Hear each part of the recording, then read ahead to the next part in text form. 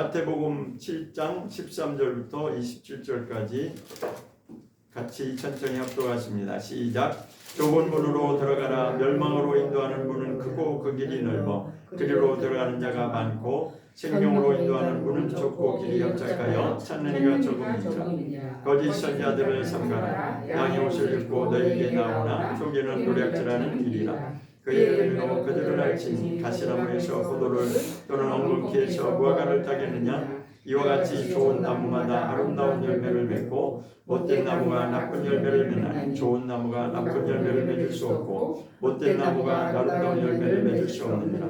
아름다운 열매를 맺지 아니하는 나무마다 찍혀 불에 던지우느니라. 이러므로 그의 열매로 그들을 알리라. 나더러 주여 주여 하는 자마다 천국에 다 들어갈 것이 아니요 다만 하늘에 계신 내 아버지의 뜻대로 행하는 자라야 들어가리라. 그날에 많은 사람이 나더러 이르되 주여 주여 우리가 주의 이름으로 선지하도록 하며 주의 이름으로 귀신을 쫓아내며 주의 이름으로 많은 권능을 행치 아니하였나이까 하리니 그때 내가 저희에게 밝히 말하되 내가 너희를 도무지 알지 못하니 불법을 행하는 자들아 내게서 떠나가라 하니라.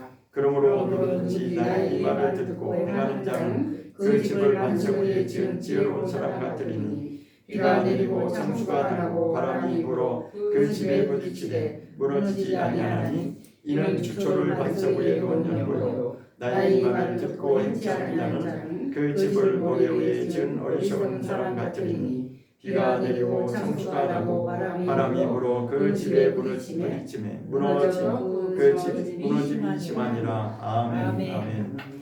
자리에 앉으셔서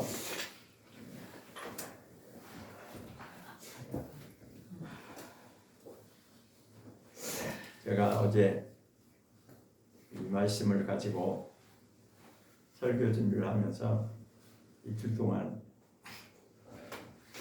굉장히 고민에 빠졌어요. 이 말씀이 처음 보는 말씀도 아니고 모르는 말씀도 아니고 오래전부터 수도 없이 많이 최소한 10번 이상은 봤겠죠. 다 봤어요. 그런데 제가 어제는 이 말씀이 새롭게 내 마음을 굉장히 무겁게 했습니다. 굉장히 참 갈등이 생기고 마음이 굉장히 힘들었어요. 그런데 오늘은 불편한 진실을 성경이 말씀하고 있는 불편한 진실을 말씀을 드려야 될 것 같아요. 불편한 진실이 뭐냐? 성경은 분명히 진실을 말하고 있는데 우리는 그것을 받기에는 마음이 굉장히 편하지가 않습니다. 세상에서도 불편한 진실이라고 하는 그런 말이 있듯이 정말 그렇습니다. 왜 불편하냐? 그동안 우리가 알았던 것과는 다르기 때문에 물론 문자적으로는 우리가 읽었고 알고 있는 말씀이지만 이 말씀의 의미가 무엇인지를 정확하게 우리가 알면 정말 가장 지금 급한 것이 무엇이다라고 하는 것을 여러분이 좀 새삼 느꼈으면 좋겠습니다.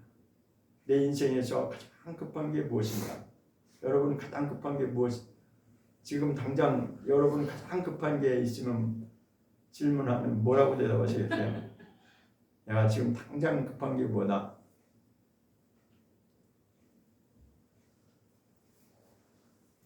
생각이 안 나시는 것 같은데 가장 급한 거는 저는 구원이라고 생각합니다. 뭐 나 교회 나오는데 신앙생활 하는데 모든 사람들은 다 그렇게 뜬금없이 그게 무슨 소리냐라고 할 것입니다. 그러나 이 말씀을 알고 나면 이 말씀의 찔림을 받으면 정말 가장 급한 것이 구원의 문제라고 하는 것입니다. 그래서 저는 오늘 다시 한번 구원의 원리가 무엇인지를 우리는 하나님의 창조의 원리가 있듯이 구원의 원리가 있습니다. 그런데 우리는 그 하나님의 창조 원리는 이 땅에 보이는 물질 세계를 지은 그 창조의 원리를 우리가 인정을 하면서도 그러나 이 구원의 원리에 대해서는 어느 순간에 부터인가 아니 처음부터 사실은 처음부터 빗나가기 시작했습니다. 하나님의 말씀은 정확하고 분명한 것입니다. 그리고 그분의 말씀이 입에서 나가면 그 말씀 그대로 이루어지는 것입니다. 그런데 처음부터라고 하는 것은 언제부터냐? 아담과 하와 때부터 하나님의 말씀이 빗나가기 시작했어요. 왜 빗나갔냐? 하나님은 내가 먹으면 반드시 죽을 것이다 라고 미리 예언하시고 말씀을 주셨죠. 그럼에도 불구하고 그 말씀이 그 입에서 나갈 때 그렇게 나가지 않았어요. 한번 보겠습니다. 창세기 3장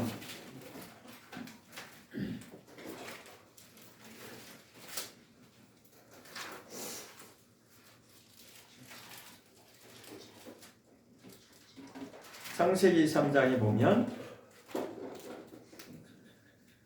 말씀이 하나님이 하신 그 말씀을 변질시켜서 말하고 있는 것을 보게 됩니다.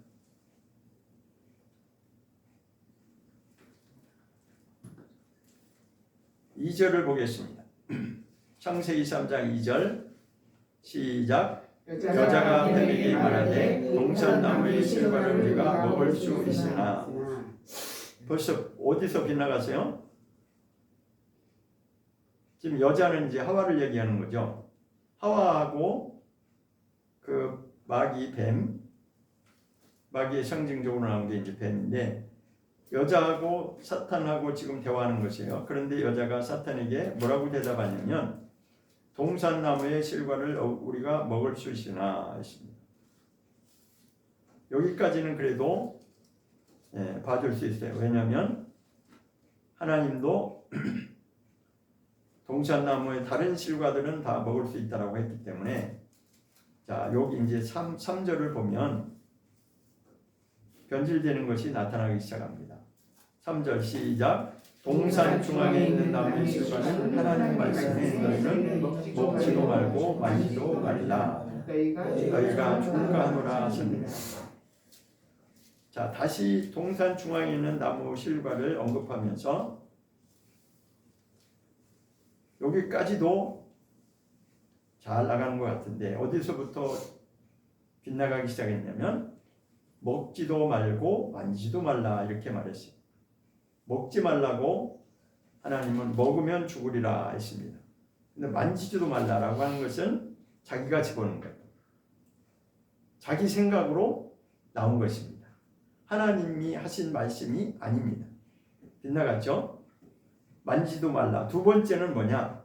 너희가 죽을까 하노라 하셨느니라. 그러니까 하나님이 뭐라고 말씀하셨는지 정확히 확인해 봐야죠. 17절 보겠습니다. 2장 창세기 2장 17절 창세기 2장 17절입니다. 시작. 선악을 알게 하는 나무 실과는 먹지 말라. 내가 먹는 날에는 정령 죽으리라 하시니라. 핵심은 선악을 알게 하는 나무. 그 다음에 두 번째는 먹지 말라. 세 번째는 먹으면 반드시 죽게 돼 있다. 정령 죽으리라. 100%입니다. 100%. 여기가 어떠한 예외가 없어요. 그런데 하와는 뭐라고 말했어요? 죽을까 하노라. 죽을 수도 있고 뭐 그렇다면 그 안 죽을 수 있다는 여지를 둔 거죠. 그러니까 하나님의 말씀은 자꾸만 어떤 인간의 논리로 자기 생각으로 끼워 넣고 이럴 수도 있고 이럴 수도 있다라고 하면 안 되는 거예요. 분명히 하나님 말씀은 그대로 우리가 받아야 되는 것이고 순종 아니면 불순종 둘 중에 하나입니다. 그래서 우리 신앙생활하는데 가장 조심해야 될 부분이 자기 방식대로 말씀을 다르게 해석한다든지 우리 인간의 편리한 대로 그것을 바꾸어서 비슷하게 말을 하면 그거는 변질되는 것입니다. 오늘날 이것이 가장 심각한 문제죠. 제가 이 말씀을 드리는 이유는 성경이 말씀하는 그대로 여러분들이 받기를 바라면서 이 말씀을 먼저 이제 드리는 것입니다.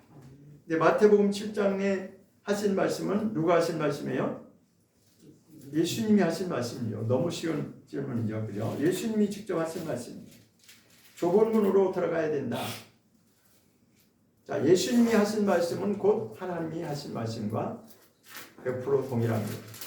왜냐하면 예수님은 하나님의 말씀을 그대로 전한다고 하셨기 때문에 그렇습니다. 뭐라고 지금 설명하시냐면 두 길이 있다는 것, 두 문이 있고 두 길이 있어요. 두 문은 뭐냐? 하나는 좁은 문이고 하나는 큰 문이 있고 또 하나는 좁은 길이 있고 또 하나는 넓은 길이 있다라고, 그러니까 두 부류로 지금 나누는데 좁은 문으로 들어가면 좁은 길을 가게 돼 있고 넓은 문, 큰 문으로 들어가면 넓은 길을 가게 돼 있다는 거예요. 그러니까 좁은 문과 넓은 문은 구원의 출발점을 시작을 말하는 것이고 좁은 길과 넓은 길은 그 신앙의 모든 여정의 길을 말하는 것이죠. 다시 말해서 우리 인생의 전부를 통틀어서 길이라고 하는 것입니다. 그러니까 길이라고 하는 것은 구약에서 하나님이 나의 길이라고 그렇게 표현하고 있고 여호와의 도라고 이렇게 표현하고 있습니다. 그것을 우리가 그대로 받아서 우리가 그 길을 가는 것이 바로 여기서 말씀하는 예수님이 표현하는 것은 좁은 길, 좁은 문이 되는 것입니다. 그런데 이것을 어떻게 설명하고 있느냐? 그런데 좁은 문으로 들어가는 길은 생명으로 인도하는 문이 되고 넓은 문으로, 큰 문으로 들어가는 것은 멸망으로 인도하는 문이 된다라고 말씀하고 있습니다. 그런데 대부분의 사람들은 어떤 길을 택하느냐? 여기 답이 나와 있죠. 그 크고 넓은 문이 넓어서, 문도 크고 길도 넓어서 그 크고 넓은 길로 들어가는, 큰 문으로 들어가는, 그리고 넓은 길로 걸어가는 그런 자가 더 많다라고 여기는 답을 주고 있습니다. 그러면 그 반대는 좁은 문이고 그 문이 바로 생명으로 인도하는 문인데 그 좁은 문으로 들어가고 좁은 길을 걸어가는 자는 적다라고 분명히 말씀하고 있습니다. 그런데 그 이유까지 우리가 알아야 되죠. 왜 그러면 넓은 문, 넓은 길로 가는 자가 더 많으냐? 왜 그 길을 선택하는 자가 많으냐? 왜 그렇겠어요? 그 길은 쉬우니까.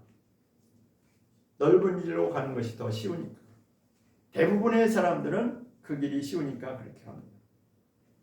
오늘 아침인가요? 요 며칠 사이에 제가 언뜻 제가 감사하다 그런 마음이 이제 들었는데 뭐를 감사하게 됐냐면 저는 어려서부터 아주 엄격하게 훈련을 받으면서 어려서부터 그렇게 그 훈련을 많이 받고 자랐습니다. 너무 힘든 그런 과정이었죠, 사실은. 그런데 지금에 와서는 그게 감사한 마음이 들어요. 아, 내가 참 감사하구나. 왜냐하면 성경의 원리를, 구원의 원리를 알다 보니까 정말 이 신앙생활도 훈련이 제대로 되지 않으면 쉽지 않다는 것을 알게 됩니다. 인생도 마찬가지입니다. 정말 어려서부터 훈련을 잘 받으면 그것이 나중에도 도움이 된다는 것을 알게 돼요. 그때 당시는 제가 너무 많이 힘들게 생각을 했어요. 그런데 지금은 감사한 마음이 들었어요. 신앙도 마찬가지입니다. 정말 우리가 대부분의 사람들은 넓은 길로 가고 편한 길로 가려고 하지만 그러나 예수님이 하신 말씀대로 좁은 길이고 좁은 문이라 할지라도 이 좁은 문과 이 좁은 길이 생명으로 인도하는 길이라면 우리는 기꺼이 마다하지 않고 가야 되는 것입니다. 자, 그럼 제가 질문을 드려보겠습니다. 구원을 받는 자가 많을까요? 적을까요? 제가 이렇게 질문 드리는 것은 자신 있기 때문에 질문을 드리는 거예요. 왜냐하면 성경에도 그 답이 나와 있기 때문에. 누가복음으로 보겠습니다. 이 말씀을 누가복음에서 다시 한번 풀어주고 있습니다. 누가복음을 보겠습니다. 누가복음 13장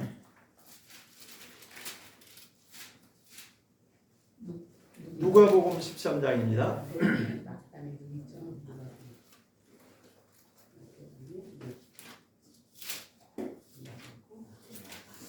누가복음 13장 23절부터 보겠습니다. 누가복음 13장 20이 아니고 13장 23절 13장 23절을 22절부터 보실까요? 예수님이 하신 말씀입니다. 22절부터 보면 22절부터 24절까지만 일단 보겠습니다. 24절까지 같이 읽어보기 시작. 예수께서 각성 각촌으로 다니사 가르치시며 예루살렘으로 여행하시더니 혹이 여짜오되 주여 구원을 얻는 자가 적으니까 저희에게 이르시되 좁은 문으로 들어가기를 힘쓰라. 내가 너희에게 이르노니 들어가기를 구하여도 못하는 자가 많으리라 하시니. 여기서 우리가 읽어보니까 구원을 받을 자가 적다고 많다고 그 답을 주고 있죠. 그죠? 자, 질문하는 것이 예수님과 함께 이렇게 예루살렘으로 여행하던 중에 이제 어떤 사람이 예수님께 이렇게 질문을 합니다. 23절에 구원을 얻는 자가 구원받을 자가 적습니까? 라고 질문합니다. 지금 좀 전에 제가 질문 드린 거죠. 그렇죠? 자, 그런데 여기 답이 나와 있어요.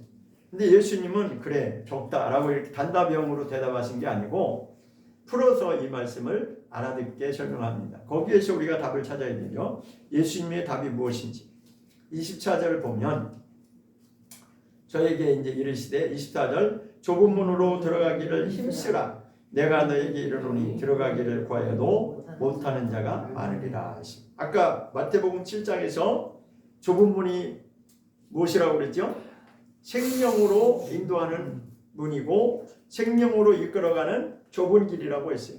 그것이 바로 무엇이냐면 구원의 문이고 구원의 길을 생명의 길을 가는 것입니다. 그런데 아까 마태복음 7장 13절 이하에서 뭐라고 말씀했어요? 그 생명길 좁은 길로 좁은 문으로 들어가서 좁은 길을 가려고 하는 자가 적다라고 거기서도 분명히 말씀했죠. 그렇다면 여기서는 지금 뭐라고 말씀하시냐면 좁은 문은 구원의 문인데 그 구원의 문으로 들어가기를 어떻게 해야 된다고 그랬어요? 힘쓰고 애써야 된다는 거예요. 적당히가 아니라 힘써야 된다는 것입니다. 제가 이 구절을 다른 성경에서 이제 다 찾아봤는데 그 중에 한 가지만 읽어드릴게요. 공동 번역에서 뭐라고 번역했냐면 제일 이제 쉽게 번역을 해놔서 제가 이제 이 구절을 한번 들려드리려고 그래요. 이 누가복음 13장 24절을 뭐라고 기록하고 있냐면 그대로 읽어드릴게요. 여러분 듣기만 하시면 됩니다. 사실 많은 사람들이 구원의 문으로 들어가려고 하겠지만 들어가지 못할 것이다. 다시 한번 읽어드릴게요. 사실 많은 사람들이 구원의 문으로 들어가려고 하겠지만 들어가지 못할 것이다. 그러니까 좁은 문으로 들어가도록 있는 힘을 다해야 된다. 있는 힘을 다해야 된다. 우리의 인생에 여기에 있는 힘을 다해서 내가 구원받기 위하여 애쓰고 힘써야 된다라고 하는 것을 다른 성경에도 그렇게 동일하게 말씀하고 있습니다. 그런데 이것은 제가 이제 그냥 하나만 뽑아서 온 거예요. 다시 한번 읽어드릴게요. 좁은 문은 구원의 문이라고 했죠. 사실 많은 사람들이 구원의 문으로 들어가려고 하겠지만 들어가지 못할 것이다. 그러니 좁은 문으로 들어가도록 있는 힘을 다하여라. 이렇게 번역이 되어 있습니다. 그러면 제가 다시 설명드릴게요. 구원 받는 자가 아까 어떤 사람이 질문했다고 했죠. 예수님께 구원 받는 자가 적습니까? 하니까 이렇게 대답하 예수님은 그 단답형 그래 적다라고 말씀하는 대신에 이렇게 돌려서 풀어주신 거죠. 우리가 이 말씀을 읽으면 구원받은 자가 적다고 생각되나요? 아니면 많다고 생각되나요? 각자 자기 마음에 답이 나올 것입니다. 자, 아까 253장에 그 찬양이 뭐라고 되어 있어요? 구원으로 인도하는 분은 뭐라고 되어 있어요? 참 넓으며 이렇게 되어 있나요? 그렇죠. 그 찬송가 253장을 다시 한번 펴보겠습니다. 우리는 그냥 그렇게 아무 생각 없이 많이 불러왔는데 저도 그랬어요. 근데 이 253 찬양이 누가복음 13장 24절 말씀을 근거로 해서 나온 찬양입니다. 말씀의 근거에서 작사 작곡이 된 겁니다. 작사 그 근거가 자 한번 찬양은 아니지만 한번 읽어보겠습니다. 시작 1절 시작 구원으로 인도하는 그분은 참 좁으며 생명으로 인도하는 그 길은 참 험하니 그렇죠. 똑같죠. 성경 말씀하고 좁은 문은 여기서는 그 문은 참 좁다라고 표현했어요. 그게 바로 좁은 문이고 생명길로 인도하는 그 길은 협착하다라고 아까 마태복음에서 협착하다고 하는 것은 아주 들어가기가 힘들고 어렵다는 것입니다. 불편하다는 것입니다. 그렇습니다. 제가 이것을 말씀을 준비하면서 마음의 부담이 가고 힘들었던 이유는 저 자신도 정말 그렇구나. 이 말씀이 그대로 그냥 받아들여야 돼요. 왜냐하면 하와가 하나님 말씀을 변질시켜서 죽을 수도 있고 죽을까 하노라라고 하는 건 안 죽을 수도 있다라고 하는 여지를 그 의심성 있는 그런 말을 했다는 것은 변질시킨 거예요. 그리고 하나님이 하지도 않은 말씀을 거의 첨가해서 만지지도 말라 그런 말을 한 적 없고 그냥 먹으면 반드시 죽게 돼 있다 이렇게 돼 있어요. 근데 자꾸만 자기 생각, 자기 논리 그럴듯하게 거기다 첨가시키면 그건 아니라 이거죠. 사람이 듣기 좋게 말한다고 해서 그게 오늘 은혜 받았습니다. 이게 아니고 정말 우리가 생명길로 가는 게 뭐냐. 저는 그래서 분명히 강조하고 싶은 것은 우리 인생에서 가장 급한 것은 누가 뭐라고 해도 저는 구원받는 문제가 가장 급하다고 저는 말씀드릴 수 있습니다. 왜냐하면 구원의 길은 단숨에 이것이 하루아침에 되는 것이 아니기 때문에 그렇습니다. 왜 그러면 좁은 문이라고 했고 좁은 길이라고 표현했나요? 좁은 문이라고 하는 것은 그 문을 열고 이제 들어가는 시작을 말하는 것이고 좁은 길이라고 하는 것은 내가 평생에 걸어가야 될 여정, 구원의 여정을 말하는 거죠. 이것을 구약에서 가르쳐 줬는데 그것은 애굽 땅에서 그 속박된 애굽 땅이라고 하는 것은 세상을 말하는 것이고 바로라고 하는 것은 사탄 마귀를 상징적으로 표현한 것입니다. 마귀에게 세상에서 그렇게 사망 권세 아래에서 노예와 같이 그렇게 살던 인생을 하나님이 출애굽시키셔서 어떻게 출애굽시키셨어요? 홍해 바다의 이적을 감히 우리는 상상할 수도 없는 하나님의 그 이적을 보여주시면서 뿐만 아니라 홍해를 건너기 전에 이적을 10가지 재앙을 통해서 보여주셨죠. 그 이적이라고 하는 것은 그들이 그렇게 섬기고 좋아하는 애굽의 신들, 우상들, 애굽의 신들을 10가지 재앙으로 심판하신 것입니다. 이것은 마치 우리가 또다시 있어야 될 마지막 때의 그 재앙과도 연결이 될 수 있는 것입니다. 우리가 이 땅에서 진정으로 구원받는 것은 심히 간단한 문제가 아닙니다. 그래서 우리 주님이 가르쳐준 기도의 마지막 부분에 보면 다만 악에서 구하옵소서라고 그렇게 말씀하고 있는 것입니다. 그 악이라고 하는 것은 두 가지로 말할 수 있는데 악이라고 하는 것은 존재로 말하면 사탄을 말하는 것이죠. 그리고 그 악한 자의 존재에서 내가 악한 사람으로 살지 않도록 거기에서 나를 구원해 달라고 하는 것입니다. 나를 거기에서 그 마귀의 손아귀에서 나를 탈출하게 해달라고 하는 것입니다. 그래서 다만 악에서 구하옵소서 이렇게 되는 것입니다. 자, 그럼 다시 본문 말씀으로 돌아가 보겠습니다. 마태복음으로 다시 돌아가 보셔서 마태복음 7장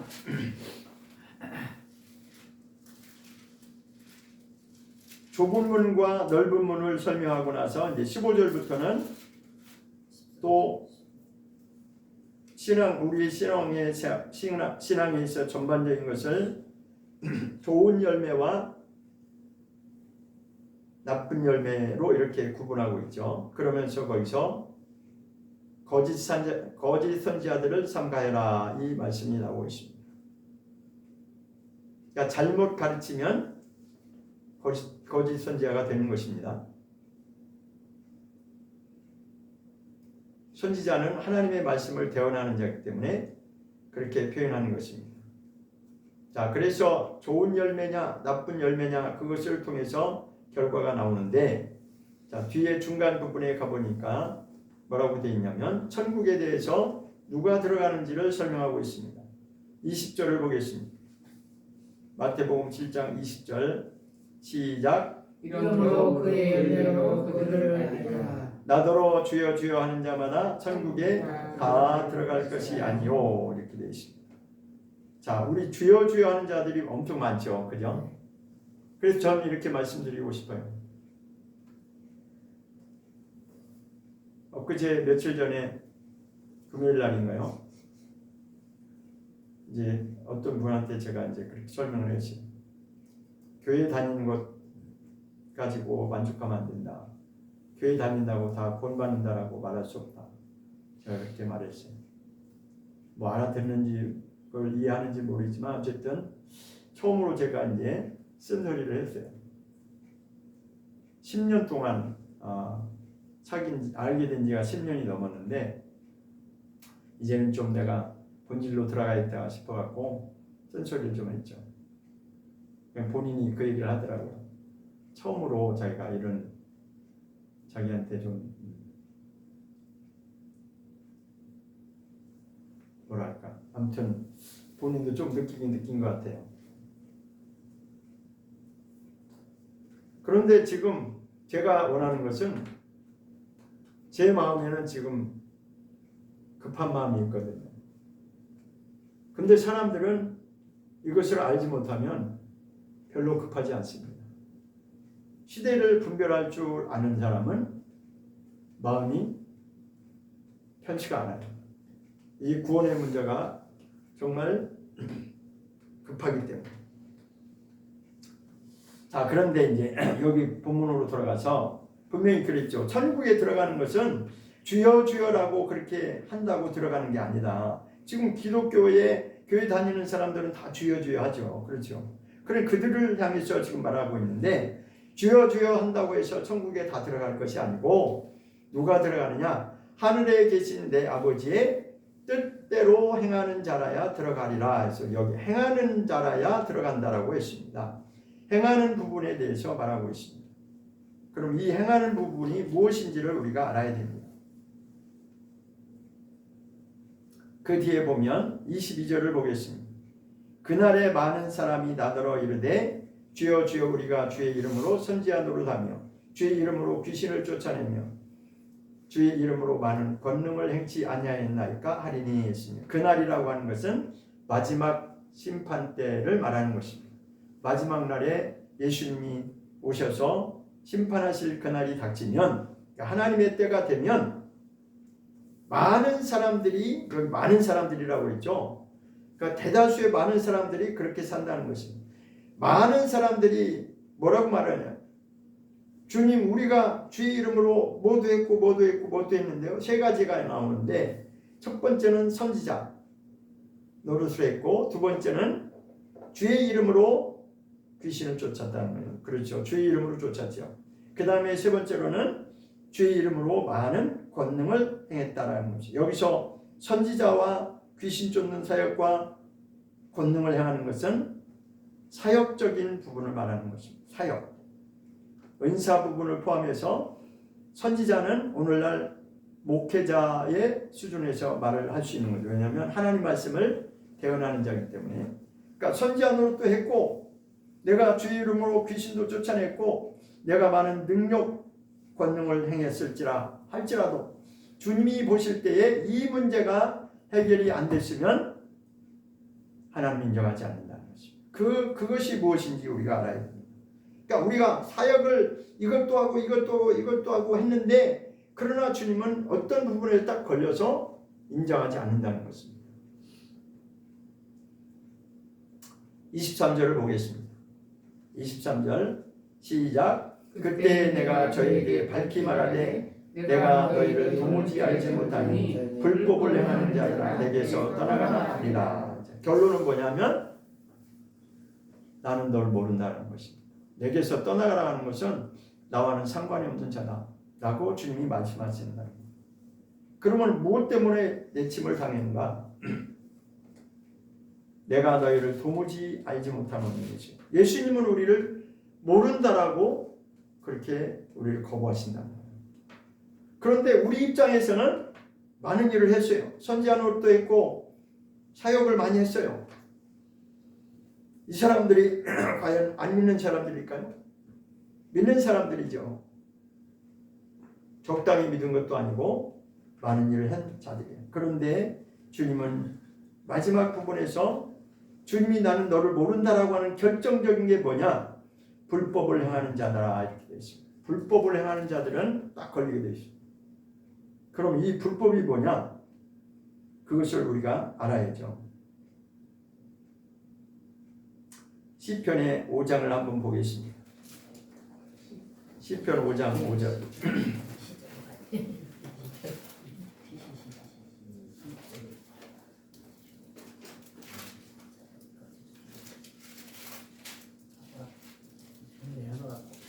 시편 5장 5절.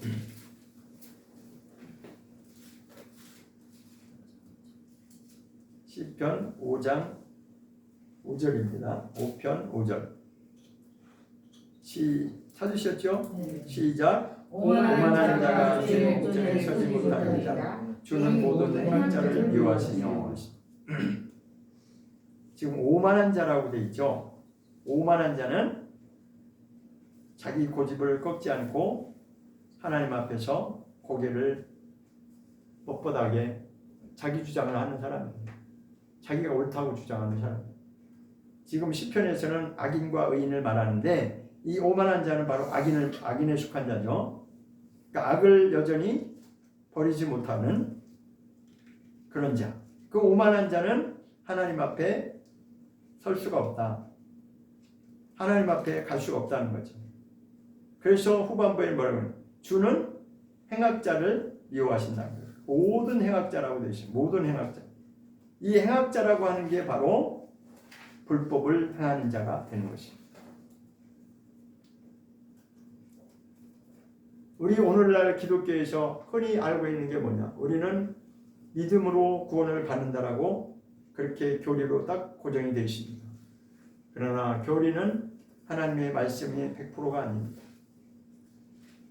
성경대로 우리는 다시 돌아가야 됩니다. 교리가 그렇게 고정되었다 할지라도 믿음 하나로 내가 구원받는 것이 아니라 정말 하나님의 뜻대로 올바르게 우리가 살아야 되는 것이 무엇인지를 우리는 알아야 될 필요가 있는 것이죠.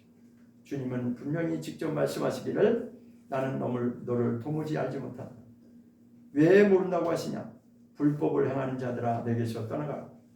불법이라고 하는 것은 누가복음 13장에서 다시 한번 보겠습니다. 이 말씀을 누가복음에서 풀어주고 있는데 누가복음에서는 뭐라고 말씀했냐면 13장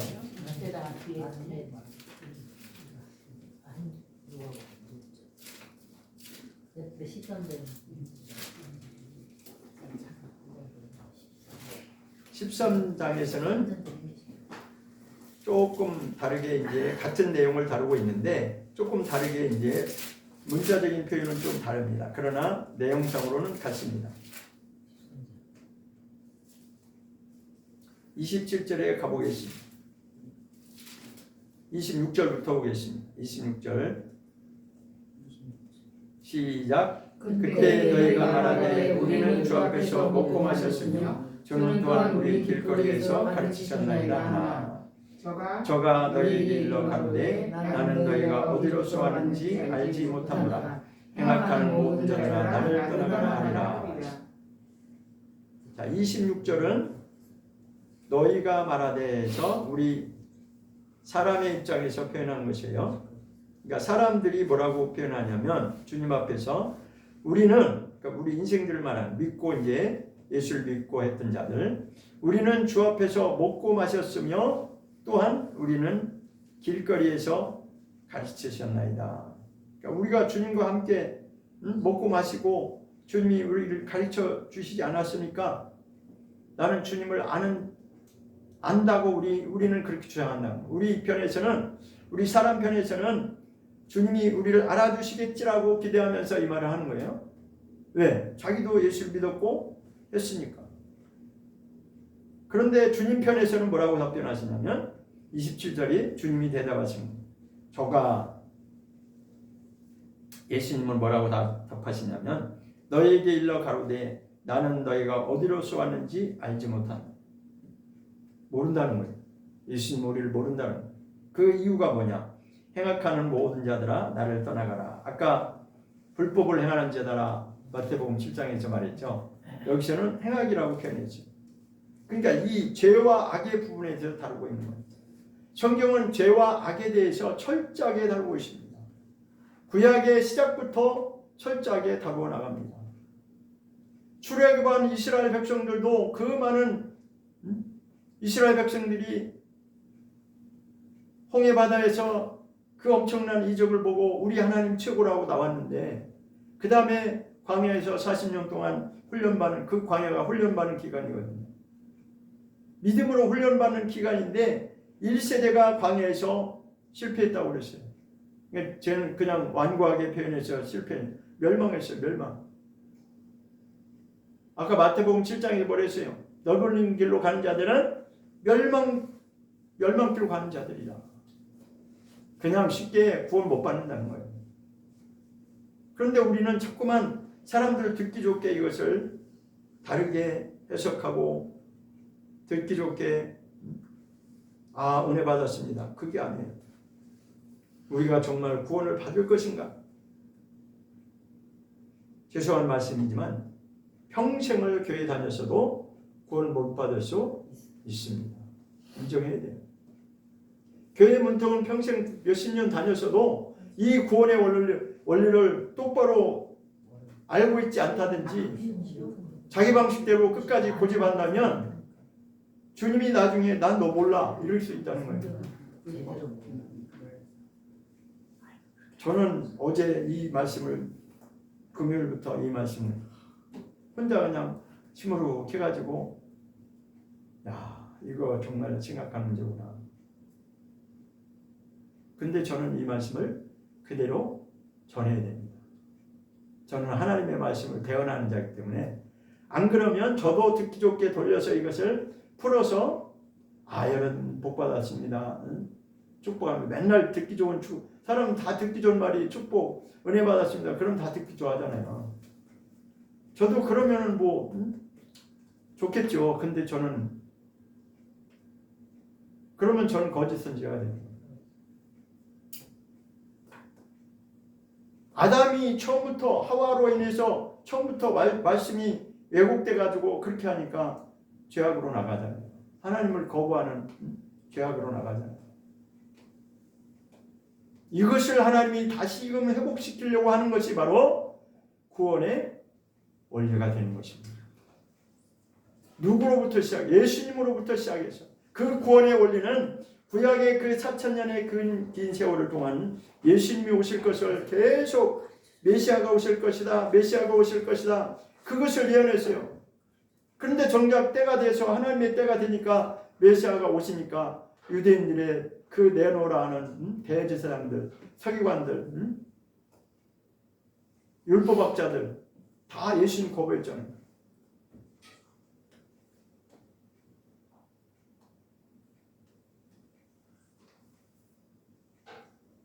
구약에 보면 그 선지서에 보면 선지자들도 두 부류로 나눠져요. 하나는 진짜 선지자, 하나는 가짜 선지자. 그러니까 진짜 선지자는 자꾸만 쓴 말을 해. 듣기 싫은 말을 해. 하나님이 이렇게 하신다고 했어. 근데 사람들이 볼 때는 그게 듣기 싫어. 근데 그 진짜 선지자들은 하나님 말씀을 그대로 전하는 거예요. 괴롭지만 그대로 전하는 거예요.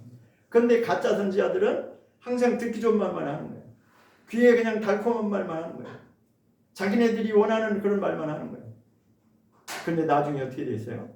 결론은 쓴 소리를 한 그 선지자가 한 말 그대로 이루어졌습니다.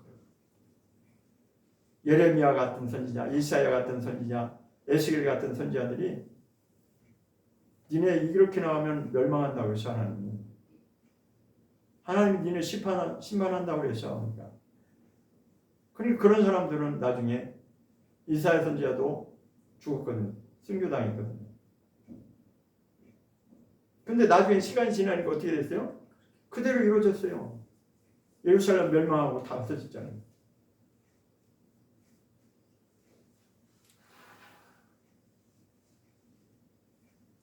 이 죄와 악의 부분에 대해서 우리는 분명히 그대로 성경의 말씀이 무엇을 말하는지를 우리는 그대로 증거해야 됩니다.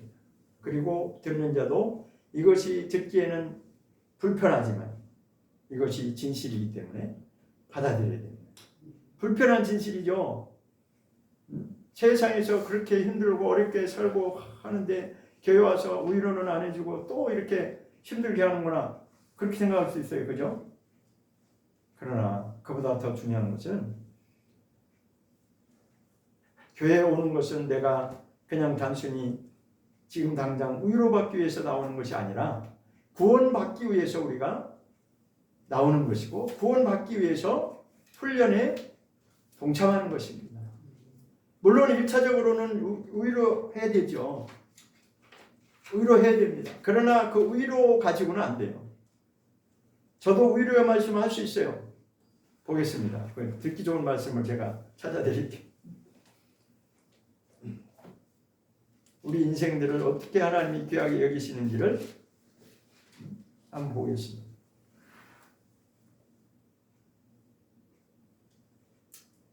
시편 16장.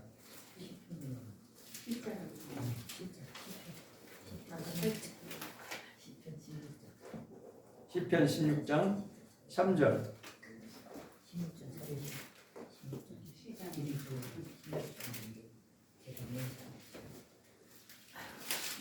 시편 16장 3절.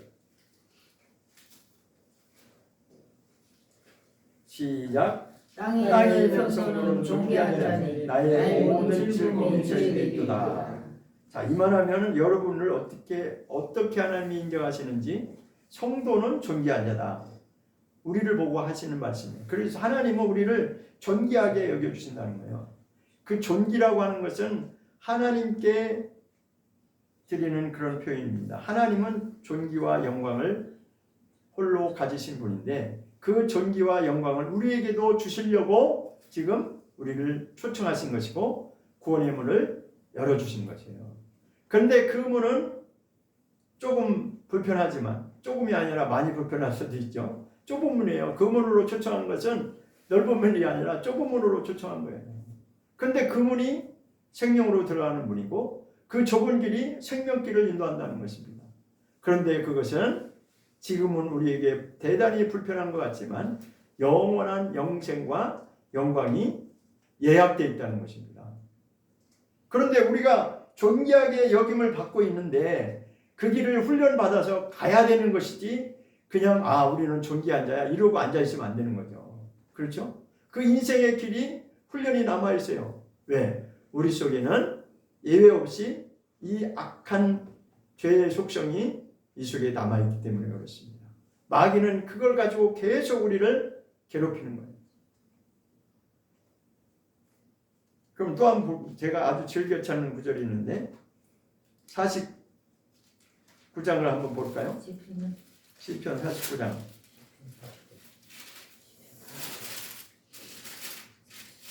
시편 49장 12절.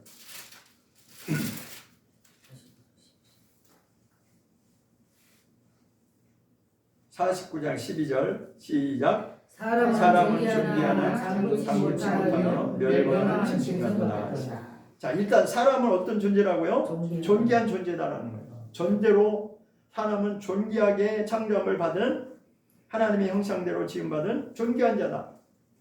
그렇게 태어난 존재다. 그럼 우리가 태어난 이유는 뭐예요? 하나님의 영광으로 들어가기 위해서. 그 하나님의 영광으로 들어가야 되는데 아직은 아니에요.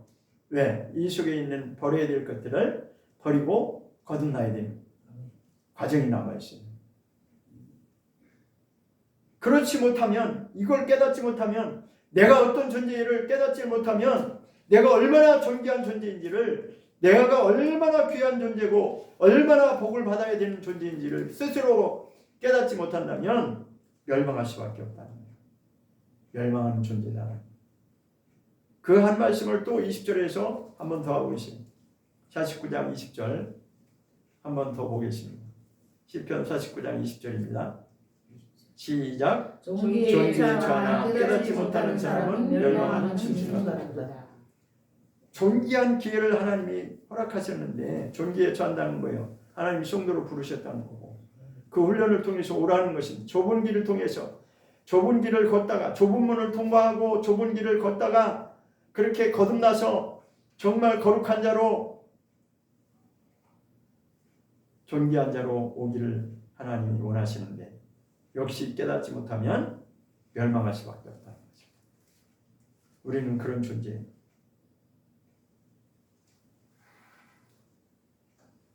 하나님 말씀 앞에서 우리는 겸손히 무릎을 꿇는 것이 바로 진정한 복입니다. 자꾸만 우리가 예수 믿는 그 궁극적인 목적을 이 땅에 고정시키면 안 됩니다. 이 땅에 있는 것은 과정입니다. 모든 것은 과정입니다. 그러므로 우리는 정말 세상의 기준이 아니라 하나님의 기준에서 이것을 바꿔나갈 수 있는 정말 하나님의 눈뜬 자가 되기를 진심으로 축복합니다. 눈을 뜬다고 하는 것은 말씀을 깨닫고 그렇게 내가 순종한다는 것입니다. 마음의 눈이 닫혀지면 아무리 좋은 얘기를 해도 열리지가 않아요. 마음의 문이 활짝 열리면 이게 이제 흡수가 되는 거죠. 그것을 스펀지가 물을 빨아들이시듯이 흡수한다고 그러죠. 그것처럼 우리 마음이 순수하고 순전해서, 어린아이와 예수님이 그러셨잖아요. 어린아이 같은 순수한 심령이 돼야 천국을 갈 수 있다. 그러나 너희가 자꾸만 자기 생각, 자기 지혜 있다고 생각하고 자기가 똑똑하다고 생각하고 하나님의 말씀을 자꾸만 논리로 펼치려고 그것을 해석하려고 하면 안 된다는 것이죠. 정말 오늘 이 말씀이 꼭 여러분의 심령에 심겨지고 정말 그 말씀을 받아들일 수 있는, 한마디로 구원받는 자가 많지 않은 이유는 자기 안에 있는 악을 버리지 못하면, 내 속에 있는 이 악의 속성을 버리지 못하면 정말 나중에는 후회할 수밖에 없는 그런 일이 벌어진다고 누가복음에 다시 한번 보겠습니다. 누가복음 13장 다시 보겠습니다. 누가복음 13장, 누가복음 13장 아까 이제 23절, 24절 보았는데 그 밑에 가서 28절을 한번 보겠습니다. 28절 보겠습니다. 누가복음 13장. 네, 13장. 네, 왔다 갔다 하네. 누가복음 13장 28절 시작. 너희가 아브라함과 이삭과 야곱과 모든 선지자는 하나님 나라에 있고 오직 너희는 밖에 쫓겨나는 것을 볼 때에 거기서 슬피 울며 이를 갈미 있으리라. 이 말씀을 좀 잘 소화가 됐으면 좋겠어요. 그러니까 아브라함과 이삭과 야곱과 모든 선지자, 이것은 구약의 이제 대표성을 처음 시작이 아브라함이었죠. 아브라함 한 사람 불러서 이제 이 구원의 여정이 시작됐는데 아브라함과 이삭과 야곱을 통해서 그리고 그 모든 선지자 하나님의 말씀을 옳게 증거한 모든 선지자는 하나님의 나라의 잔치에 있는데 들어갔는데 오직 너희는 밖에 쫓겨난 것을 볼 때 그러니까 밖에 쫓겨나는 일이 있다는 거예요. 그러면 그 결과가 어떻게 되냐? 거기서 슬피 울며 울 뿐만 아니라 이를 간다는 거예요. 왜 이를 갈겠어요? 억울하다는 거죠. 정말 나는 억울해.